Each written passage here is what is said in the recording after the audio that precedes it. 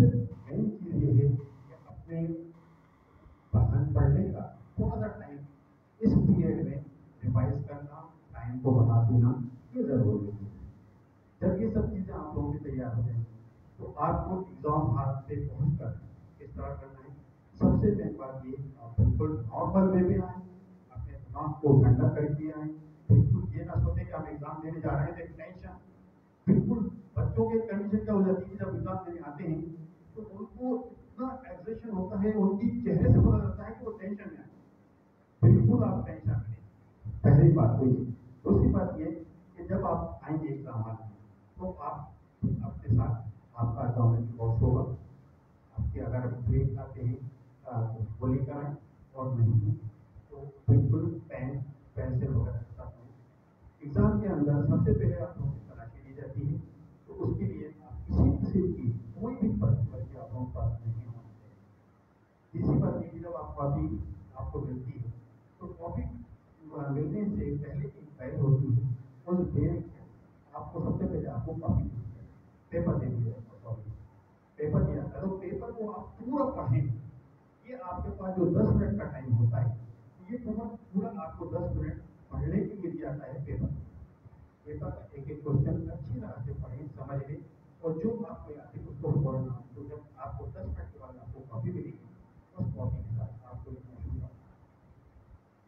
तो ये इस तरह आपकी पूरा एग्जाम बहुत नॉर्मल वे में ठंडे दिमाग से नॉर्मल होकर एग्जाम दीजिए। किसी तरह की आपको कोई परेशानी नहीं होगी, आप बहुत अच्छे से पढ़ जाएंगे। ठीक है, कहेंगे सब तैयार है?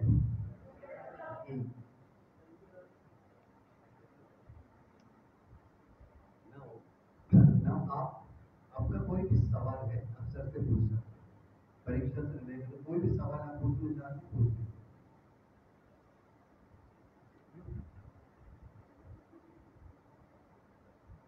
कोई सवाल पूछे।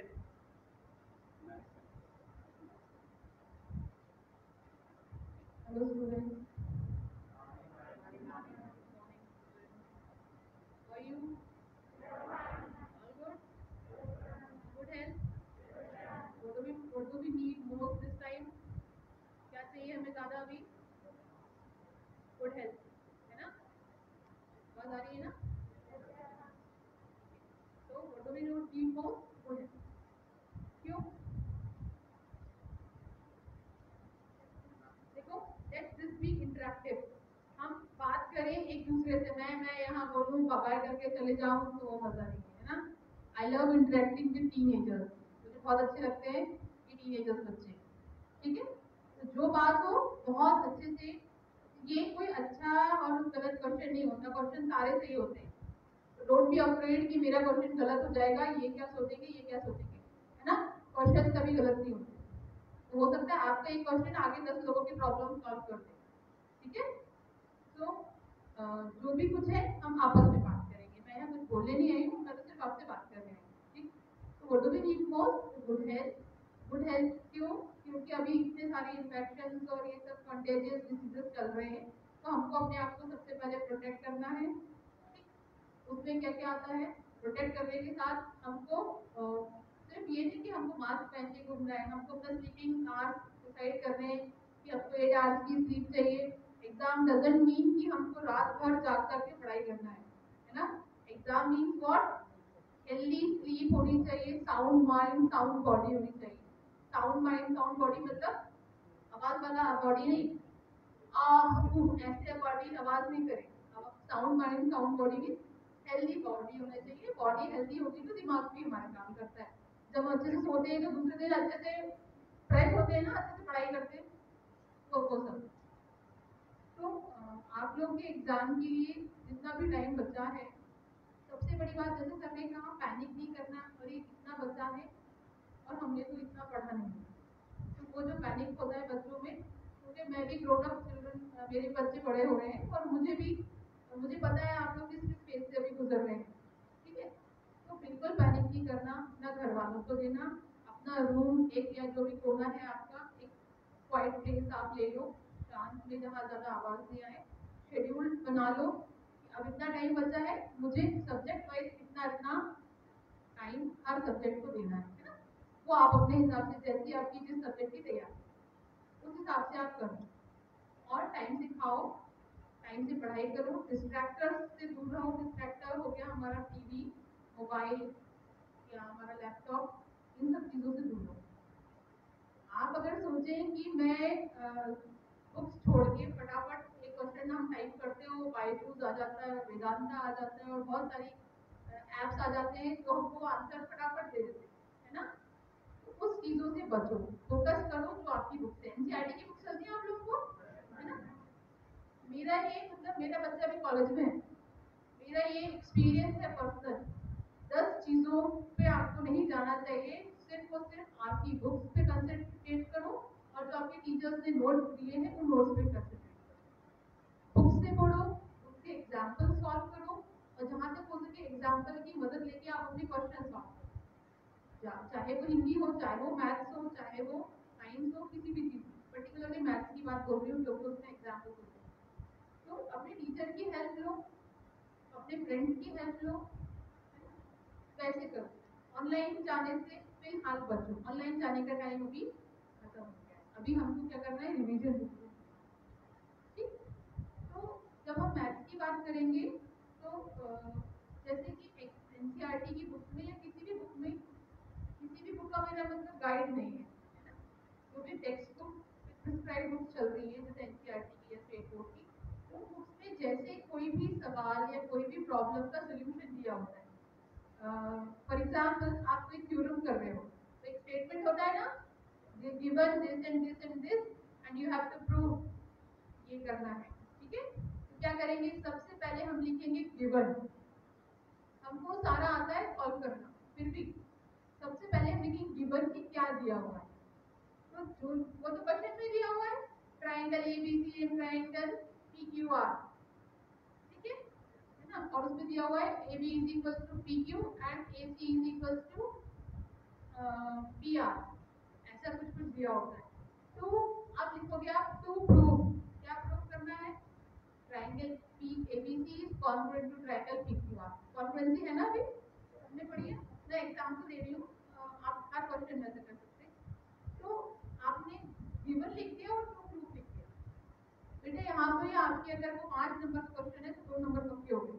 आपने अपनी तरफ से कोई एफर्ट नहीं डाला, आपने तो जो क्वेश्चन में लिखा था एग्जैक्टली वैसे ही आपने उतार दिया, है ना। टू प्रूफ, क्या प्रूफ करना है, फाइंड आउट क्या करना है, वो जो गिवन है वो। उसके बाद आप सॉल्यूशन लिख के या प्रूफ लिख के आप उसको सॉल्व करने की कोशिश करें, जितना सॉल्व होता है उतना करें। किसी एक क्वेश्चन पे बहुत ज़्यादा टाइम वेस्ट नहीं करें, बार करके देखिए, हमको क्वेश्चन देख के समझ में आता है, हमको आता है, बहुत ज़्यादा उसमें मैसेज नहीं करें, काटा फिर वहीं ठीक कर दिया, या बी को ए लिखना था हमने ए को भी हल्का सा एक लाइन में काटे, उसके बाद फिर वो चीज़ लिखें और ऐसे करके प्रॉब्लम सॉल्व करें। ये क्या होता है कि टीचर की भी एक साइकोलॉजी होती है, वो साइकोलॉजी ये होती है कि टीचर्स को बहुत नीट और वर्क जो होता है ना इतना अच्छा लगता है कि वो फिर कुछ कुछ चीज़ें नज़रअंदाज कर देती हैं, छोटी मोटी गलतियाँ, हाँ ये बहुत सही लिखा है, सही लिखा है, सही लिखा है। तो टीचर्स को 2 कॉपी सॉल्व चेक करने में बहुत आसानी होती है, या तो जिसने बिल्कुल भी नहीं लिखा हो और जिसने बहुत अच्छा लिखा हो। बहुत अच्छे वाले को बहुत अच्छे मार्क्स मिल जाते हैं जिसने नीट काम किया, और जिसने किया तो सब कुछ पर इतना मैस क्रिएट कर दिया उसमें, तो वो टीचर क्यूरियस थी ना कि ये क्वेश्चन यहाँ है, इसका आधा पार्ट यहाँ है, फर्स्ट क्वेश्चन यहाँ है, सेकंड क्वेश्चन लिखा है, आपने पता चला ऑप्शन आते हैं ए और बी, आप बहुत समझदार बन के ऑप्शन ए यहाँ लिख दिया और बी वहाँ लिख दिया पीछे, ताकि दोनों में मार्क्स बच जाए। तो वो सब ये क्या होता है, ये यहाँ पर थोड़ा सा फ्रस्ट्रेशन क्रिएट करते हैं, फिर जहाँ मार्क्स मिलने भी होते हैं वहाँ नहीं मिलते। ठीक है, तो चीज़ें बहुत नंबर, आप पहले ये देखो मुझे क्वेश्चन कौन कौन से आ रहे हैं, इजी वन करो जो इजी हो, उसके बाद धीरे धीरे अपना डिफिकल्टी लेवल बढ़ा के टफर साइड में जाओ। टाइम मैनेज करो, टाइम मैनेज करने के लिए आपको चाहिए कि आप सैम्पल पेपर्स या पुराने पेपर्स सॉल्व करो टाइम लगाकर, कि मुझे 9 से 12 के बीच में ये क्वेश्चन पेपर सॉल्व करना है। और सबसे अच्छी बात है जिस टाइम में आपका पेपर शेड्यूल्ड है 8 से 11 या 9 से 12, उन्हीं टाइम में आप पेपर करो। ये साइकोलॉजिस्ट कहते हैं कि ऐसा करना चाहिए, ऐसा नहीं कि आप रात में 9 से 12 का टाइम सेट करके बैठे हो। ठीक है, जो सुबह 9 से 12 या 8 से 11 का टाइम है उसी टाइम में आप अपना पेपर सेट करो और देखो कि आपको प्रॉब्लम कहाँ आ रही है, आप अपना पेपर पूरी तरह सॉल्व कर पा रहे हो कि 4 घंटे लग रहे हैं, कितना टाइम लग रहा है। ये सबसे बेस्ट प्रैक्टिस है। बच्चे इस चीज को अवॉइड करते हैं, सोचते हैं अरे वो कर लेंगे, उसमें क्या है, अभी हम तो let's revise. It's a part of revision. Time management बहुत जरूरी है। आपको बहुत कुछ आता होगा, पर अगर टाइम मैनेजमेंट नहीं करोगे तो फिर वो आती हुई चीजें छूट जाती है। ठीक है, तो किसी भी क्वेश्चन के लिए बहुत ज्यादा टाइम नहीं वेस्ट करना है। अगर नहीं आता स्किप करो, दूसरे पार्ट में जाओ। क्वेश्चन के लिए स्पेस नहीं छोड़ना कि एक फर्स्ट क्वेश्चन सेकंड क्वेश्चन के लिए स्पेस छोड़ देते, थर्ड क्वेश्चन करते, है ना। वो स्पेस छोड़ने पे कभी कभी तो आपको वो स्पेस कम पड़ जाता है, कभी कभी वो स्पेस ज्यादा होता है तो एक्स्ट्रा छूट जाता है, कभी कभी वो आपसे बनता नहीं है तो काट देते हो। तो मैंने कहा ना वो नीट वर्क पसंद होता है टीचर्स को, बेटर जो आपको आता है सबसे पहले वो ऑप्ट करो, वो चुनो, वो वाला क्वेश्चन करो। डजेंट मैटर कि आप क्या ऑर्डर में लिख रहे हो, पहले आप फिफ्थ करो, फिर फोर्थ करो, फिर एट्थ करो, उससे कोई प्रॉब्लम नहीं है। ठीक है, जो आता है वो पहले करो। और बहुत छोटे से, ये तो मैथ्स की बात हुई। मैथ्स में क्या होता है कि जो सीक्वेंस ऑर्डर जो होता है ना, उसका बड़ा इम्पोर्टेंस होता है। आपने जो दिया है वो तो लिखना ही लिखना है। कभी कभी जो क्वेश्चन है, सपोज हम थ्योरम से अलग करके बात करें, कोई एक्सप्रेशन दिया है, अलजेब्रिक एक्सप्रेशन, उसको हमको सॉल्व करना है, तो आपने क्या किया, डायरेक्ट सॉल्व करना शुरू कर दिया। कुछ चीजें आपने सोचा अरे ये तो टीचर को नोन है, ये हम स्किप कर देते हैं, क्या टीचर को इतना नहीं मालूम। नहीं, टीचर को कुछ नहीं मालूम। पहले जो question as it is expression दिया हुआ है या क्वेश्चन दिया हुआ एज इट इज आप बता दो। मेरा क्वेश्चन लिखने का मतलब ये नहीं है कि कोई वर्ड प्रॉब्लम पूरा चाह रहे हो। एक्सप्रेशन समझ रहे हो ना, एक्सप्रेशन अलजेब्रिक एक्सप्रेशन बीजी व्यंजक जिसे कहते हैं, 2x² + 3y + 5, वो मल्टीप्लिकेशन करना है 3y² + 2x + 6, ऐसा कुछ एज इट इज उतारो, सही से ऑर्डर में जमाओ, हर स्टेप करो, छोटे से छोटा स्टेप देखो, और इज इक्वल टू का साइन जरूर लगाना है। हम जैसे एक एक्सप्रेशन की बात उसको सॉल्व करते हैं करते करते, सपोज हमारा आंसर 2y आया, सपोज कुछ भी आया, बेटा इधर देखो, तो वो जो हम लेफ्ट हैंड साइड पे इज इक्वल टू का साइन होते हैं ना, वो जरूर लगाना है। वो ध्यान रखना है कहाँ लगाना है, क्योंकि दो एक्सप्रेशन को जब हम सॉल्व कर रहे हो या कोई ऑपरेशन हम दो एक्सप्रेशन पे कर रहे होते हैं, तो यहाँ पर हम क्या करते हैं, इज इक्वल टू का साइन लगाते हैं लेफ्ट हैंड साइड में। या अगर हम एक पूरी इक्वेशन को सॉल्व कर रहे होते हैं तो क्या करते हैं, इक्वेशन क्या होती है, इसमें लेफ्ट हैंड साइड और राइट हैंड साइड, ठीक है, इसमें तो ऑलरेडी लेफ्ट साइड होता है, राइट हैंड साइड का बीच में हम क्या लगाते हैं, इज इक्वल टू। अब जब उस इक्वेशन को सॉल्व कर रहे होते हैं तो लेफ्ट हैंड साइड में क्या लगाते हैं, नहीं, दैट इम्प्लाइज एक ऐसा करके दो वो बनाते हैं और एक एरो बनाते हैं। मैडम प्लीज आप लोग उनको बताइएगा कि कहाँ पर कौन सा वो लगाते हैं। कभी कभी बच्चे क्या करते हैं, इक्वेशंस में भी वो इज इक्वल टू का साइन लगा देते, तो एक ही लाइन में दो बार इक्वल टू का साइन आता है। ठीक है, तो वो जहाँ भी आप कोई प्रूफ कर रहे हो तो वहाँ कब आएगा सिंस और कब आएगा देयरफॉर, है ना। सिंस में कैसे साइन होते हैं, 3 डिग्री उल्टी ट्राइंगल, है ना, और देयरफॉर में एक डॉट और फिर 2 डॉट, है ना। दैट इम्प्लाइज कहाँ लगाना है, सिंस कहाँ लगाना है। और हमने लिख दिया किसी की भी, सपोज आपने जैसे 9th वालों को है किसी एज फाइंड आउट करना है, कुछ बनाना है, तो आंसर उसको लिखो, this is the required answer. Required answer कहाँ से आता है, क्वेश्चन की, बेटा आप यहाँ कंसंट्रेट करो, है ना। क्वेश्चन की जो लास्ट लाइन होती है ना, you have to find out this, है ना, ये निकालो, ये पता करो, वो लास्ट लाइन उठाओ वहां से आंसर के फॉर्म, और अपना आंसर उसके साथ मिला के लिखो। ठीक है, अगर एक एग्जांपल है कि हमें सपोज क्या, जैसे हमको किसी बच्चे की एज फाइंड आउट करनी है, पेरेंट की एज दी हुई है और दोनों में कोई इक्वेशन बन रही है, तो this is the required age of, present age of Mohit, Sohit, Meena, जो भी जिसका, वो पूरे उस फॉर्म में लिखो। ये होता है कंप्लीट आंसर। ठीक है, क्योंकि आंसर के भी आधे नंबर काट लेगा, क्योंकि आपने आंसर तो निकाल दिया पर उसका जो स्टेटमेंट है वो तो डाला नहीं आपने, आधे एक नंबर करके। यहाँ पे क्या आधे आधे एक एक नंबर की वैल्यूज है। ठीक है, उस वैल्यू को आप समझो और उस हिसाब से आंसर। ठीक है, ये मैथमेटिक्स के लिए है, पैनिक नहीं होना, वो आप आता है वो करना सबसे पहले क्वेश्चन, और जितने भी साइन एंड सिंबल्स हैं वो पूरे यूज करना। रफ वर्क जो है जरूरी नहीं है पीछे करो, आप राइट साइड में कॉलम बना के रफ वर्क करो। फ्रेम वर्क आपको नीट होना चाहिए। रफ वर्क तो आप कुछ भी करते रहो रफ वर्क में, और अगर आप रफ वर्क करोगे तो टीचर को लगेगा हाँ इस बच्चे ने समझ के किया है। ठीक है, ये वाला किसी को कुछ पूछना है मैथ्स में? जहाँ ग्राफ बना रहे हैं ग्राफ जरूर बनाना, कुछ छोड़ना नहीं, ग्राफ को लेबल करना, कोऑर्डिनेट को, अगर कोई कोऑर्डिनेट में आप कोऑर्डिनेट बनाते हैं ना ग्राफ पेपर में, कोऑर्डिनेट को एक्सिस और ऑर्डिनेट को सब लिखना, एक्स पे क्या है वाई पे क्या है, एरो डालना, हर चीज को परफेक्ट, जो चीज जहाँ रिक्वायर्ड है वो वेल लेबल्ड होनी चाहिए।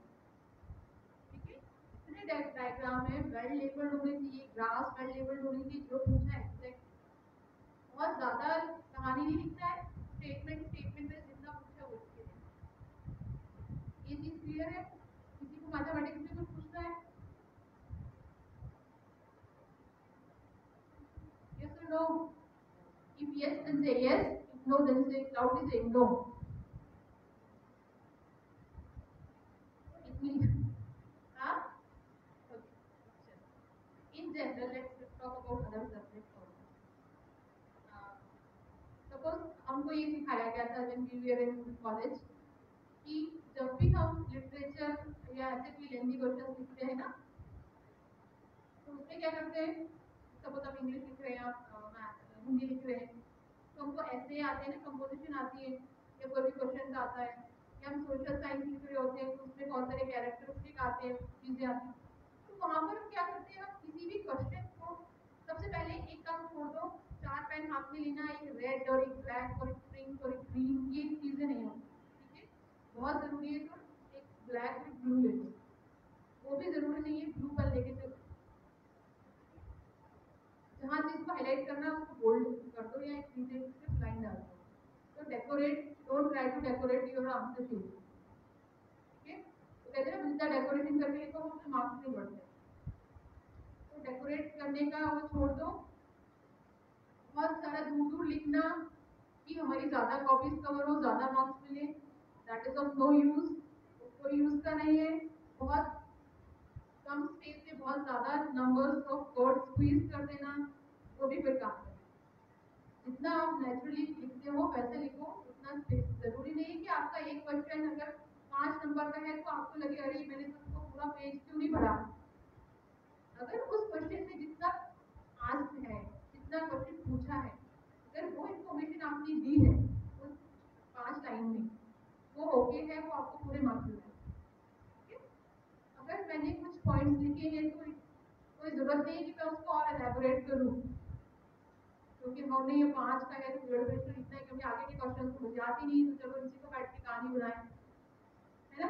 ऐसे करने की कोई जरूरत नहीं है, जितना पूछा गया है उतनी आप आंसर लिखो, उतनी ही चीजों को डिस्क्राइब करो, इधर इधर सोशल साइंस हो या साइंस हो या मैथ, इंग्लिश हो या हिंदी हो, जो भी हो। स्पेशली जिसमें जो हम लेंदी आंसर लिखते हैं तो कभी भी चीजों को आधा मत छोड़ो, और भूल के भी उसके नीचे कुछ क्वेश्चन को लाइन को छोड़ो, लाइन छोड़ देते हैं आप, अब यार ये भूल गए हैं इसको थोड़ा छोड़ देते हैं, 4 लाइन वापस वो बात नहीं आता बेटा, क्योंकि हम जब क्वेश्चन पेपर करते हैं ना वो हमारा टाइम ऑब्वियसली पूरा खत्म हो जाता है, तो वो 2-4 लाइनें हम नहीं करते। छोटे से छोटा भी आंसर लिखोगे तो उसमें एक कंक्लूजन तक पहुंचा के एंड करो, वो ये इंडिकेट करता है कि बच्चे ने पूरा आंसर लिखा है। ठीक है, और अगर कोई भी चीज को आप अगर नंबरिंग कर रहे हो, पॉइंट वाइज लिख रहे हो, तो इट्स बेटर कि आप बुलेट में लिखो, तो लिखिए ना पॉइंट 1, पॉइंट 2, पॉइंट 3, पॉइंट 4। इसमें क्या होता है कि एक बच्चा अगर 10 पॉइंट लिख रहा है, टीचर कॉपी चेक कर रहे हैं तो उसे पता चल रहा है अरे इस बच्चे ने 10 पॉइंट लिखे हैं, उसने क्या लिखा है क्या लिखा पता नहीं। दूसरे बच्चे ने प्रिसाइजली लिखा है बिल्कुल 6 पॉइंट 5 पॉइंट, क्योंकि रिक्वायर्ड है, इससे ज्यादा रिक्वायर्ड नहीं। तो क्या होता है कि अरे 5 पॉइंट है तो चलो आधा नंबर काट लो, 1 नंबर काट लो। बुलेट होती है ना, बुलेट समझते हैं, डॉट लगा दिया या एरो लगा दिया, ऐसे कुछ यूज करो कि वो इंडिकेट, कि ऐसा शो ना हो कि आपने कुछ नंबर ऑफ आइटम्स लिखे, आपने बिल्कुल जनरल कुछ लिखा हो। ठीक है, किसी भी आंसर को उसे कंक्लूजन तक पहुंचाओ, कंक्लूजन बता के उसको एंड करो, ठीक है। और मैंने कहा लिटरेचर में या सोशल में किसी भी आप वर्ड्स का ध्यान रखो, जितना रिक्वायर्ड है उतना लिखो, उससे कम मत लिखो, उससे बहुत ज़्यादा एक्सीड भी मत करो वर्ड लिमिट, एक ये। और कलरफुल करना नहीं है हमको किसी भी चीज़ में, हर क्वेश्चन को ये नंबर कर दो कि हाँ हमने इतने क्वेश्चन लिखे और वो हमारे सारे क्वेश्चन एंड हो।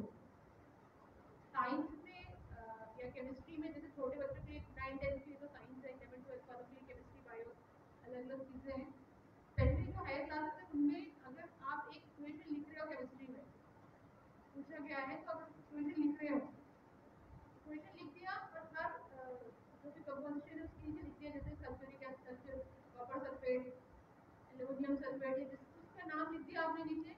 अब उसको बहुत ज़्यादा एलैबोरेट करने की जरूरत नहीं है कि this when react to this gives us this and releases फलाना फलाना गैस, ऐसा आप लिखने की जरूरत नहीं है। वो equation itself is very clear कि आपको इक्वेशन आती है और क्या फॉर्मूला लिखा है, उसका नाम आपको मालूम है, इक्वेशन बैलेंस है। कि कितने कितने बच्चे इसमें नहीं है?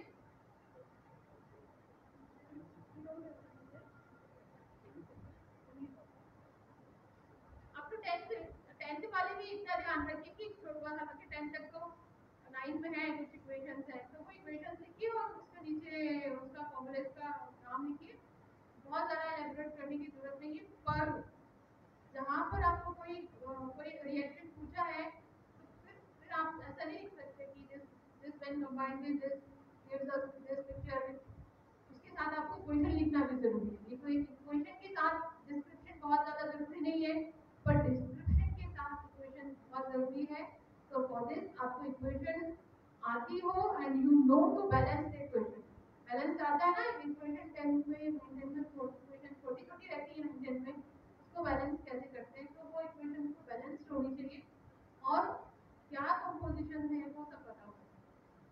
तो आप वो लिखिए।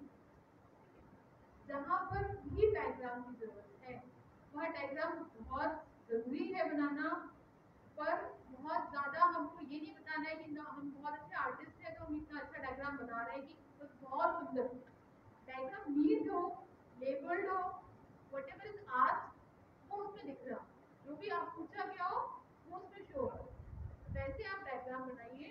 मैंने कहा ना जितना पूछा उतना लिखना, और उस लिखने के साथ आपको लगता है कि अगर ये डायग्राम को सपोर्ट कर रहा है इस चीज को तो जरूर बनाइए, ठीक है। ऐसे मैप जो है, मैप बहुत इजी होता है, बहुत नंबर गेन करने की चीजें होती है। जैसे आप सोशल में कोई भी चीज आप याद कर रहे हो, समझ रहे हो, समझना तो बहुत समझना ही है, याद नहीं करना है। पॉइंट्स याद कर लो, पॉइंट समझ लो, फिर उस पॉइंट पर एलैबोरेट कर लो, है ना। तो वो चीजें हैं। और जितना ज्यादा आप अपनी लैंग्वेज में चीजें लिखोगे उतना ज्यादा ही टीचर को वो इम्प्रेस करेगी। अगर आपने सोचा कि मैं सारी बुक की लैंग्वेज लिखूं टू द पॉइंट और रट लूं, जो कि बहुत अच्छे वोकैबुलरी है, वर्ड्स बहुत अच्छे हैं, वो नहीं है। अब ये ट्रेंड पूरी तरह से चेंज हो चुका है कि अगर बिल्कुल बुक का छाप दिया है तो वो बहुत अच्छा नहीं। आप अपनी लैंग्वेज में लिखो, अपनी लैंग्वेज में लिखो, उसका सेंस होना चाहिए कि जो बच्चे को जो पूछा है वो उसने लिखा है, बच्चे को ही आता है, तो ये मान के चलो जो अपनी लैंग्वेज में लिखते हैं उस चीज की वैल्यू है किसी भी सब्जेक्ट में, ठीक है। मैथ्स के अलावा, मैथ्स में आप अपना कुछ नहीं डाल सकते, है ना। मैथ्स में इधर दिस और दैट, बीच का कोई चीज नहीं होता, ठीक है। तो बाकी चीजों में आप अपनी लैंग्वेज लिखो, सोशल में, केमिस्ट्री में, फिजिक्स में, या जो 9th-10th में साइंस पढ़ रहे हैं बच्चे उसमें, वो चीज तो बहुत अच्छी है। अपनी लैंग्वेज में लिखो, डरो मत, जहाँ जहाँ जरूरी है वहाँ पर डायग्राम्स बनाओ विद लेबल और नीचे डायग्राम करना। तो उसके लिए आप लोग को मैंने कहा ना, क्वेश्चंस पेपर जो है सैंपल पेपर सॉल्व करो और टीचर को आगे दिखाओ कि हमने सॉल्व किया है। फिर टीचर बताएंगे कि हो सकता है आपने सारा सॉल्व किया हो, पर जो सपोर्टिव आइटम जो देना चाहिए वो आपने नहीं दी, तो वो टीचर बता देंगे कि ये यहाँ बेटा मिस्टेक है। बस इसको बहुत जिसको प्राइम इम्पोर्टेंस के लिए टाइम सेट करके आप अपने क्वेश्चन पेपर सॉल्व करें, ठीक है। कॉमर्स के बारे में मैं मुझे बहुत ज़्यादा क्या बिल्कुल नहीं पता। तो फिर साइंस, मैथ, थोड़ा बहुत हिंदी इंग्लिश है, उससे रिलेटेड कोई चीज़ है तो आप क्वेश्चन पूछ सकते हैं। और और मैं हिंदी इंग्लिश में भी ये बता दूँ कि अभी ये चल रहा है कि नहीं चल रहा है, आई डोंट नो। हम लोग जब पढ़ते थे तो पोएम की एक सेंट्रल आइडिया लिखना पड़ता था, ये हिंदी में संदर्भ। तो आजकल नहीं लिखते बच्चे, पर हम पूरा लिखते थे संदर्भ, प्रसंग, क्या प्रसंग है, ये कविता इस पोएट में लिखी गई है, इसके रचयिता ये है, इसका पाठ ये है, इसका संदर्भ, इस संदर्भ में बात की जा रही है, उसकी है ना सेंट्रल आइडिया क्या है, समरी क्या है, क्या बोलना चाह रहा है, उसका मीनिंग। ये तीनों चीजें स्टेप बाय स्टेप भले छोटा छोटा लिखते थे पर लिखते थे। और जो भी चीजें इस टाइप की जो ऑथर जिसके डोंट है, जिसके एनालिसिस नहीं है, वो ऑथर के नाम आपको याद करके रखना है ना। किसी भी चीज के ऑथर कौन है, कौन सा पोएम है, कौन सा भी जो भी है, जिसका भी नॉवल में एक पार्ट किया हुआ है, उसका ऑथर का नाम पता कर रखो। क्योंकि ये चीजें जब उसकी समरी लिखी जाती है ना और आपको पता होता है तो वो चीज एक इफेक्ट क्रिएट करता है कि अरे वाह ये बच्चे ने तो पढ़ा है। क्योंकि अगर एक समरी मुझे देंगे तो मैं तो लिख दूंगी उसको पढ़ के कुछ भी, है ना। पर क्योंकि वो belongs to your textbook, और अगर आपने पढ़ी होगी then only you will be able to write the answer of author और पोएट और व्हाटएवर। वो चीज एक बहुत अच्छा इंप्रेशन क्रिएट करती है, आपने इसका मतलब चलो marks granted. Got it? Yes or no? तो ऐसा लिखने की कोशिश करो।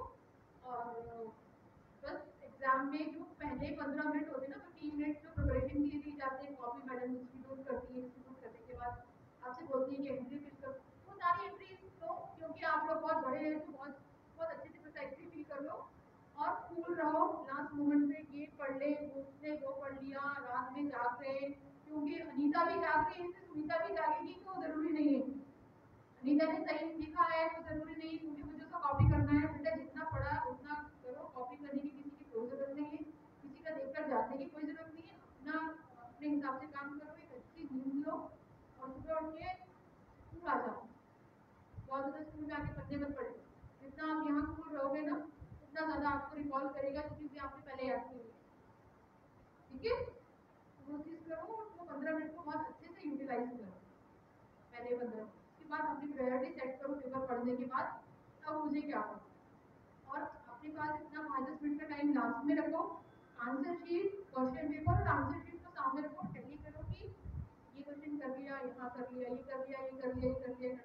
बड़े बड़े बच्चों से क्वेश्चन स्किप हो जाते हैं, छोटे छोटे बीच में जो लिखे रहते हैं ना, एक एक सेंटेंस के एक स्टेटमेंट के क्वेश्चन होते हैं, वो स्किप हो जाते हैं। तो वो चीज़ों पे आप छोटे बच्चों जैसा है पर रियली वर्क। कोई क्वेश्चन बेटा,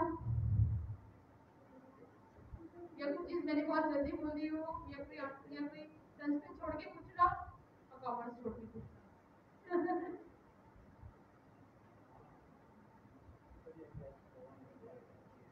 ठीक है, कुछ पूछना है, any question whatever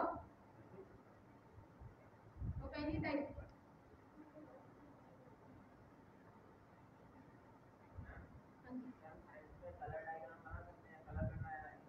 no need, मैंने कहा ना नो नीड, पेंसिल से बनाओ। और जो जो पार्ट्स को आपको उसमें शो करना है, सपोज सेल का बनाना है तो सेल की जितने भी अंदर पार्ट्स है वो शो करना है, बेटा वो शो करो। और नीटली लेबल्ड करो, लेबल्ड मतलब नाम लिखना है ना, ये माइटोकॉन्ड्रिया, ये सेल वॉल है, ये है, ये वो है, ऐसे आपको उसको लेबल करो। मैंने कहा कलर करने की कोई जरूरत नहीं है, वो आपका टाइम वेस्ट करती है, आपको पेपर को भी खराब करती है। और कोई कितना अच्छा सवाल है, देखो एक छोटा सा बहुत बढ़िया है। बढ़िया है, अगर मैंने पूछना शुरू कर दिया फिर थैंक यू।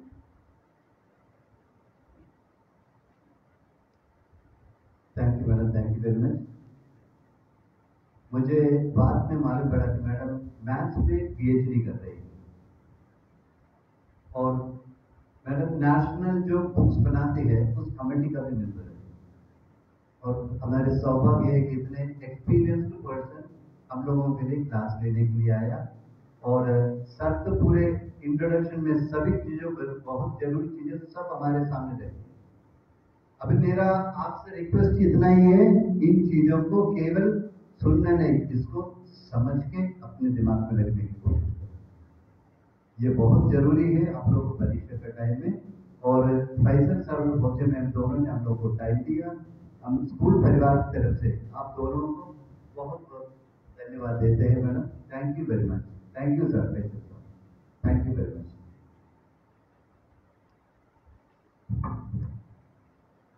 बच्चों, लेकिन तुम लोगों ने बात तो करी नहीं हमसे। हम तो तुमसे बात करने आए थे, हम